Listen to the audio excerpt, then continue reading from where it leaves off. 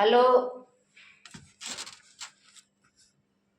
Everyone, कैसे हो सब। 9th क्लास और 10th क्लास।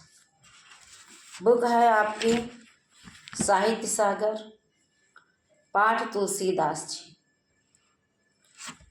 सूरदास के पद हमने पढ़ा दिए, पद्यांश पर आधारित प्रश्नोत्तर भी करा दिए। इसका मतलब पाठ कंप्लीट हो गया आपका पद सूरदास के। आज हम आपको आपकी बुक साहित्य सागर तुलसीदास द्वारा रचित विनय के पद पढ़ाएंगे। क्या पढ़ाएंगे? विनय के पद पढ़ाएंगे। तो क्लास हम जानते हैं आप शरारत करते हो और अब बुक नहीं लाते हो, तो जो बच्चे बुक नहीं लाए हैं वो अपने मित्र में देख लें, ठीक ना।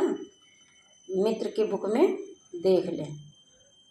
तो क्लास समय ना बर्बाद करते हुए आपको हम तुलसीदास जी का संक्षिप्त जीवन परिचय पढ़ाएंगे, जिसे आप स्वयं संक्षिप्त में लिखेंगे। ओके ना?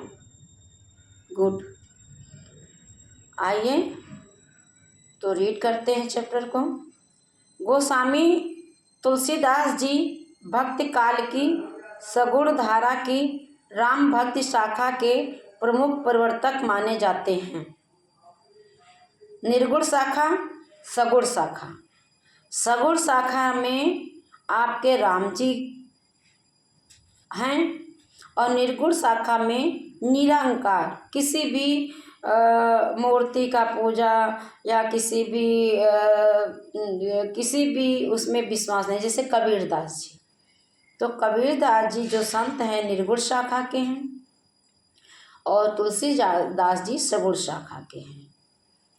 अधिकांश विद्वान मानते हैं कि इनका जन्म उत्तर प्रदेश के बांदा जिले के राजापुर नामक गांव में सन 1532 में हुआ था। आधे से ज़्यादा विद्वान मानते हैं, वो लिखते हैं, लेकिन कोई कोई नहीं मानता है। गुरु नरहरिदास इनके गुरु थे।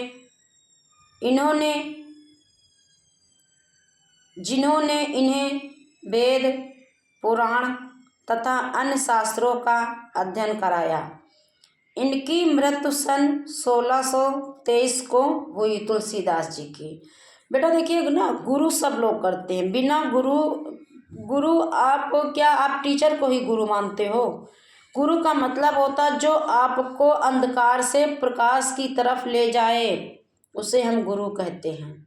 वो सीख हमें कहीं से भी मिले, हम प्राप्त करते हैं, उन्हें गुरु मानते हैं।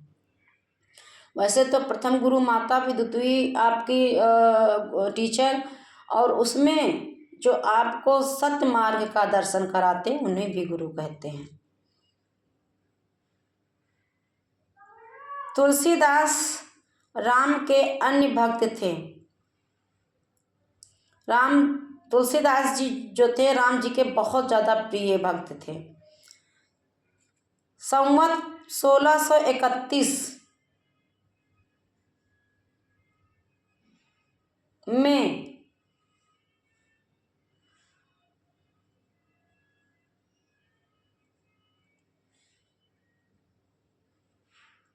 इन्होंने रामचरितमानस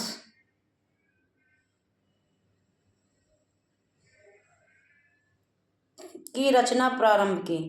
अब यहाँ पर थोड़ा सा मुझे डाउट लग रहा है, आप लोग समझिएगा मैं सही कह रही हूँ कि गलत। इसमें दिया है 1623 में इनकी मृत्यु हो गई। फिर 1631 में इन्होंने रामचरितमानस की रचना कैसे की?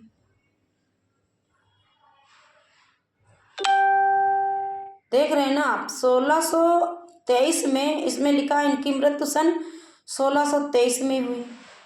फिर इसमें लिखा है तुलसीदास राम के अनुयायी भक्त थे। संवत, अच्छा संवत है, सॉरी संवत शताब्दी है। वो सन अलग होता है, शताब्दी अलग होती है। इन्होंने रामचरितमानस की रचना प्रारंभ की। इसके अतिरिक्त दोहावली, गीतावली, कवितावली, विनय पत्रिका, जानकी मंगल, पार्वती मंगल, वैराग्य, संदीपनी, भैरवय रामायण, हनुमान बाहुक आदि इनके प्रमुख ग्रंथ हैं। तुलसी, अब इसमें से देखिए हम जितना बता रहे हैं चैप्टर, उसमें से आपको छांट करके आप जीवन परिचय और साहित्य परिचय लिखेंगे। तुलसीदास जी की भाषा ब्रज और अवधी दोनों ही है, ब्रज भी है और अवधी भी है। रामचरितमानस इनका सर्वाधिक लोकप्रिय ग्रंथ है जो हिंदू धर्म में पूजनीय है। इसकी गिनती शिव के प्रमुख ग्रंथों में से की जाती है। इस ग्रंथ में भारतीय संस्कृति, धर्म, दर्शन तथा भक्ति का अद्भुत समावेश देखने को मिलता है। तुलसीदास को हिंदी जगत का सूर्य कहा जाता है। तुलसीदास को क्या कहा जाता है? हिंदी जगत का सूर्य कहा जाता है। तो ये था तुलसीदास का जीवन परिचय। क्लास अब हम आपको बताएंगे पद्यांश विनय के पद से। तो तुलसीदास जी द्वारा लिखित ऐसे को उदार जग माही, बिन सेवा जो दीन पर राम सरिस। सरिस का मतलब होता है समान, जैसा, या समान कह लीजिए या जैसा कह लीजिए। कोई कोऊ नाही, जो गति जोग विराग, विराग मतलब वैराग्य ना, वो जो पंडित लोग वो होते हैं, क्या कहते हैं, जो वैराग्य लेते हैं ना, घर गृहस्थी से कोई मतलब नहीं रहता है, पति पत्नी बाल बच्चों से कोई मतलब नहीं रखते हैं, उससे वैराग्य। जतन करी नहीं पावन मुनि ज्ञानी, सो गति देत गीध सबरी कहूँ, प्रभु ने बहुत जी जानी। जो संपत 10 शीस अरप करी, रावण सिय पौ लीनी, सो संपदा विभीषण कहे, अति संकुच सहित प्रभु दीनी। तुलसीदास सब भांति सकल सुख, जो जासिस मन मेरो, और तो भजु राम काम सब पूरन, करो कृपानिध तेरो। अब तुलसीदास जी इन पंक्तियों की व्याख्या में आपको क्या समझाते हुए कह रहे हैं, सारे बच्चे ध्यान से सुनेंगे। जितना हमने पढ़ाया है, यदि किसी बच्चे के समझ में ना आ रहा हो तो कमेंट बॉक्स में बार बार मैं बोलती हूँ कि मेरे द्वारा कोई भी चैप्टर अगर मैंने पढ़ाया है और आपकी समझ में कहीं कुछ नहीं आ रहा है, कोई त्रुटि हो रही है, कुछ भी, तो आप कमेंट बॉक्स में ज़रूर लिखें। तो इन पंक्तियों का आपको भावार्थ बताते हैं, जिसको हम व्याख्या कहते हैं। तुलसीदास ने अपना संपूर्ण जीवन श्री राम के श्री चरणों में लगाते हुए अनेक लीलाओं का वर्णन किया है। प्रथम जो पद आप पढ़ रहे हैं, ऐसे को उदार जग माही, ठीक ना, इसमें तुलसीदास जी कहते हैं कि संसार में श्री राम के समान कोई दयालु नहीं है। लिखा नहीं है, क्या लिखा है, ऐसे को उदार जग माही, आपके तरह इस संसार में कोई भी क्या नहीं है कि उदार नहीं है। वे बिन सेवा के भी दुखियों पर अपनी दया रूपी कृपा बरसाते हैं। कवि कहते हैं कि कवि मतलब तुलसीदास जी, बड़े बड़े ऋषि मुनियों के योग और तपस्या से भी वह आशीर्वाद नहीं मिलता जो जटायु और सबरी को मिला, आपने दिया। जो ऋषि मुनि होते हैं, हजारों वर्ष तक तपस्या करते हैं, धुनि जमा करके बैठते हैं, उनको आपका आशीर्वाद नहीं प्राप्त हुआ। तो तुलसीदास कहते हैं किनको प्राप्त हुआ? जटायु को और सबरी को। सबरी एक भीलनी थी बेटा, सभी बच्चे जानते होंगे, नहीं जानते तो मैं बता दूं। सबरी जो है एक भीलनी थी, नीची कास्ट की थी। तो वो भगवान में इतनी लीन रहती थी कि जो भी कार्य करती थी प्रभु की आज्ञा के बिना नहीं करती थी। हर समय वो प्रभु का नाम जप किया करती थी। लोग उसे पगली कहते थे, उसे पत्थर मारते थे, उसे पंडित ब्राह्मण अपने कुएं में पानी नहीं भरने देते, तालाब कहते थे तालाब अछूत हो गया। तो वह गांव के बाहर एक कुटिया बना करके भगवान श्री राम की प्रतीक्षा करती थी कि कहती थी कि कभी न कभी मेरे प्रभु मेरे दर्शन मेरी सुध लेने के लिए मेरे पास आएंगे। कहते हैं ना, भगवान केवल किसका भूखा होता है? श्रद्धा और विश्वास का भूखा होता है, प्यार का भूखा होता है। सबरी जूठे पके पके बेर जंगल से लाती थी, तोड़ तोड़ के रखती थी और चख कर रखती थी। जो मीठा होता था उसे रखती थी, भोग के रूप में प्रसाद के रूप में राम को अर्पित करती थी, और जो कड़वा तीखा होता था उसे फेंक देती थी, है ना। जटायु को तो आप जानते ही हैं। सीता जी को जब रावण लेके जा रहा था तो जटायु ने अपनी पूरी कोशिश की सीता जी को छुड़ाने के लिए, बचाने के लिए। समझ रहे हो ना। तो अगली पंक्ति में तुलसीदास जी आपको क्या पढ़ा रहे हैं, बता रहे हैं, आइए। जाके प्रिय न राम विदेहि, तजिए तहि कोट वैरी सम, यद्यप परम स्नेहि। और तजियो पिता प्रहलाद विभीषण, बंधु भरत महतारी। और बल गुरु तजो कंत ब्रज, बनितहि भय मृद मंगलकारी। और नाते नेह राम के मिनियत, सुखत सुसेव्य जहाँ लो। और अंजन कहा आँख जही फूटे, बहुतक काँव कहाँ लो। तुलसी सो सब भांति परमहित, पूंज प्राणनाथ प्यारो। और जासो होय स्नेह राम पद, यतो मतो हमारो। अब इन पंक्तियों में तुलसीदास जी आपको क्या समझाते हुए कह रहे हैं, आइए देखते हैं। कहते हैं तुलसीदास जी कि दूसरी पंक्ति और दूसरे पद्यांश में समझा रहे हैं तुलसीदास जी कि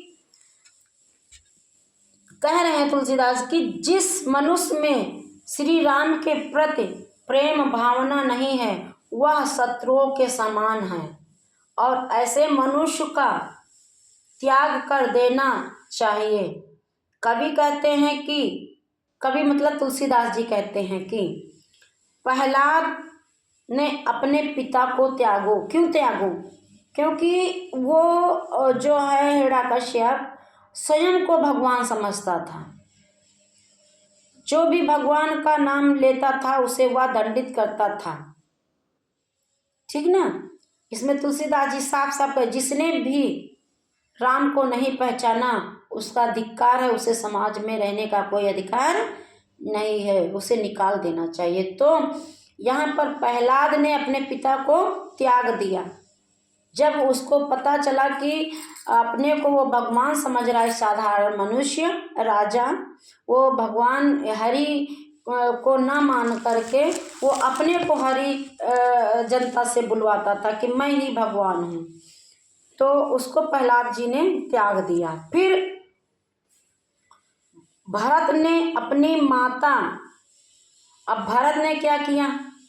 भरत को जब यह पता चला कि माता कैकेयी के द्वारा भगवान मेरे भाई, बड़े भाई, मेरी माँ जैसी भाभी, मेरा छोटा भाई घर छोड़कर चला गया है, उसको लालच था मेरे राज तिलक का कि मेरा पुत्र भरत ही राज्यभार संभाल लेगा, और उसने भगवान को नहीं पहचाना, मेरे भाई को नहीं पहचाना, साधारण मनुष्य के रूप में जो अवतरित हुए थे। तो उन्होंने अपनी माँ कैकेयी को त्याग दिया और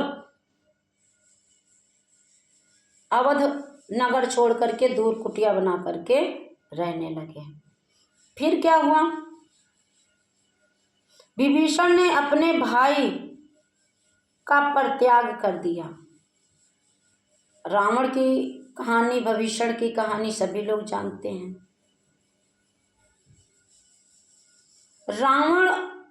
जो विभीषण था वो राम जी की पूजा करता था, राम राम राम राम करता था।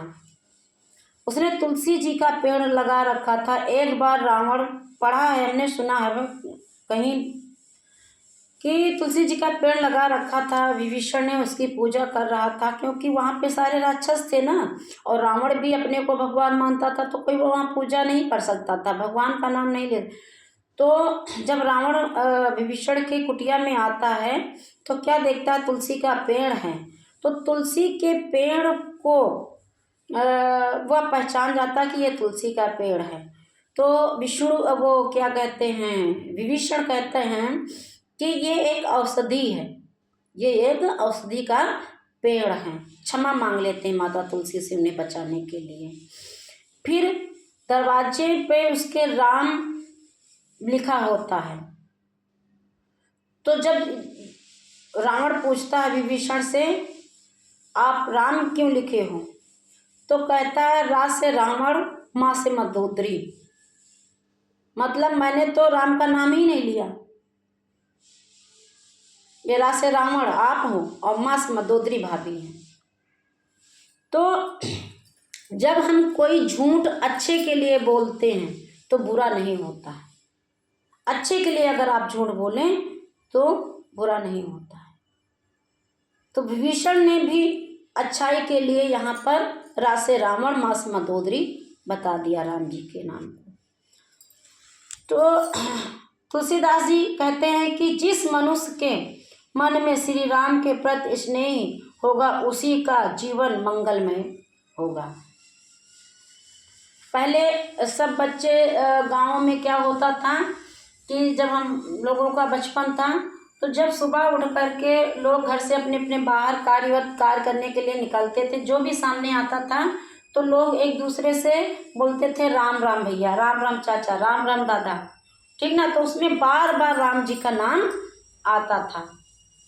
अब आप लोग बच्चों को सिखाए हैं गुड मॉर्निंग, गुड आफ्टरनून, हे, हाय, हेलो, ये सब क्या होता है।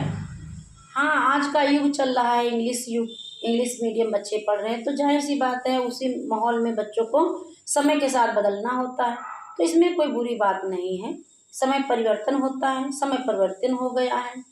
हाँ, लेकिन अपने सभ्यता, अपनी संस्कृति को नहीं भूलना चाहिए, है ना क्लास।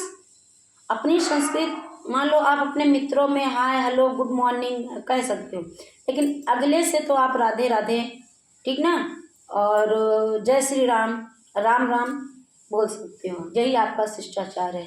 Thank you class. अगर कोई त्रुटि हुई है या मुझसे कुछ मिस्टेक हो रही है तो आप कमेंट बॉक्स में लिखें। मैं बार बार कहती हूँ और आपसे भी कहती हूँ कि जितना मैंने पढ़ाया है उसको लिख ले। कि कभी किसी बच्चे ने कॉपी आप अपनी नहीं भेजी है, कितना काम किसने किया है, कोई बात नहीं है, नहीं भेजी है, लेकिन अपने आप को धोखा मत दो।